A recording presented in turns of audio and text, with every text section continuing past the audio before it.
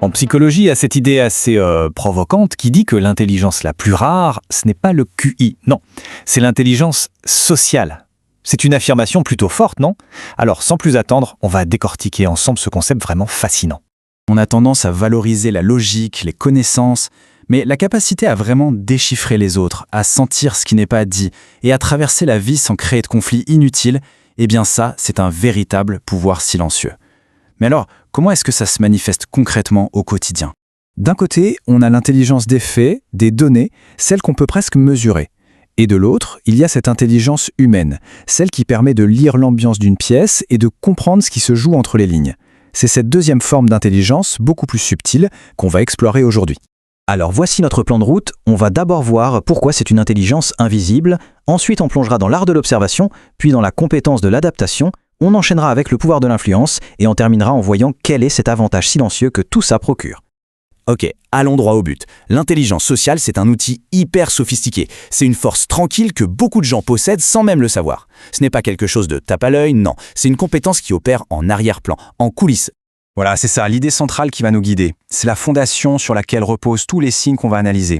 Il faut vraiment garder cette définition en tête pour comprendre la suite. On attaque le premier pilier de l'intelligence sociale, l'observation. En fait, tout commence par là. C'est la phase de collecte de données de ce super pouvoir discret. Et attention, il ne s'agit pas juste de regarder, mais de voir vraiment. Cette compétence, c'est celle qui permet de capter l'état émotionnel de quelqu'un avant même qu'il ait dit un mot. C'est remarquer la micro-hésitation avant une réponse ou la tension dans les épaules d'une personne qui prétend être détendue. Ce n'est pas lire dans les pensées, c'est lire les signaux. En fait, ces 4 signes forment un seul et même radar social. Repérer le tout petit détail qui trahit une émotion, comprendre instinctivement qui influence qui dans une conversation, pratiquer l'écoute active pour que l'autre se sente vraiment entendu, ou encore deviner la motivation cachée derrière une simple phrase. Tout ça, c'est l'art de l'observation. Ce concept de cartographie sociale, l'image est excellente, non? C'est cette capacité à entrer dans une pièce et à comprendre intuitivement les alliances, les tensions, qui est sur la défensive et qui détient le véritable pouvoir, et tout ça sans qu'un seul mot n'ait été échangé. D'accord, donc les informations ont été collectées grâce à l'observation. Et maintenant, qu'est-ce qu'on en fait? C'est là qu'intervient le deuxième pilier, l'adaptation. C'est la capacité à ajuster son propre comportement en temps réel. Alors attention, le point crucial ici, c'est que ce n'est absolument pas de l'hypocrisie. Il s'agit de créer un espace de sécurité et de confort pour l'autre. L'idée n'est pas de jouer un rôle, mais de créer une connexion authentique en s'harmonisant naturellement avec l'état émotionnel de son interlocuteur. On pourrait avoir ce processus comme une danse très subtile, en 3 temps. D'abord, on ressent l'autre, puis on s'ajuste, et enfin, on respecte. C'est une technique qui permet de ne jamais être envahissant et de toujours savoir instinctivement quand il faut prendre un peu de distance. Et ça illustre parfaitement un point fondamental. Très souvent, l'intelligence sociale, c'est l'intelligence du silence.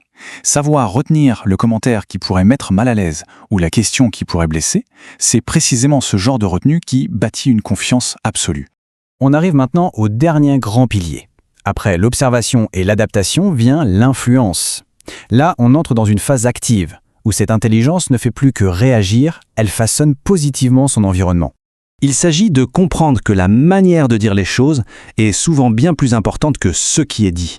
C'est cette capacité à être en désaccord de façon constructive en se focalisant non pas sur le fait de gagner, mais sur le fait de comprendre l'autre. Cette image, elle résume tout. À gauche, c'est une bataille. À droite, c'est un pont. C'est la différence fondamentale entre une approche qui cherche le conflit et une approche qui, au contraire, recherche la connexion, même au cœur d'un désaccord. Ces 2 derniers signes sont vraiment l'expression ultime de l'influence. D'abord, cet effet de gravité, un calme intérieur qui n'a pas besoin de l'approbation des autres et qui paradoxalement attire les gens naturellement. Et puis, la contagion émotionnelle. C'est quand l'état interne d'une personne peut transformer l'atmosphère d'un groupe, apaiser des tensions, juste par sa simple présence.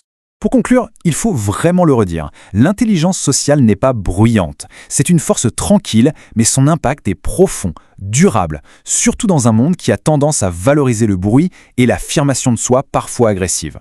En résumé, tout repose sur ces 3 grands piliers, la capacité de voir ce que les autres ignorent, l'agilité pour naviguer dans les relations humaines avec finesse, et enfin le pouvoir subtil d'influencer positivement son environnement. La question finale est donc une invitation à l'introspection.